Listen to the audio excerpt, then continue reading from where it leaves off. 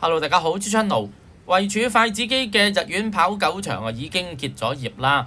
市民運動公園嘅建造工程已經動工。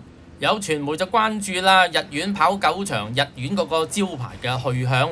大家睇到啦，其中一個出入口嘅招牌應該拆咗㗎啦，另一個出入口嘅招牌仲響度嘅。公共建設局早前回覆傳媒查詢時候就話啦，關於原逸園賽狗場嘅招牌，話將會喺市民運動公園第一區工程先行拆卸並且妥善保存嘅。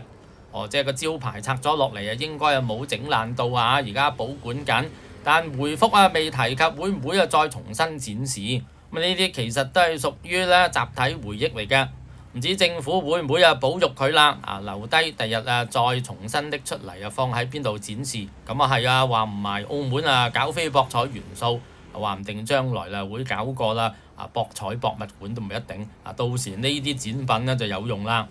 不過有網民就可能唔係幾認同，話基本上唔係文物嘅嘢只屬於回憶，就唔需要特別用公帑去保育處理嘅，認為有啲浪費公帑啦。有啲網民就話不如拎出嚟拍賣啦，啱就會有人買嘅，就唔使政府咁多錢，或者俾翻澳博放喺上葡京啦。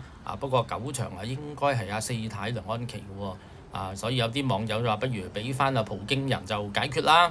亦有人提議不如放喺原地就算啦，咁解決問題啦。好，呢一集睇到先，想支持我嘅訂閱，我哋下集見。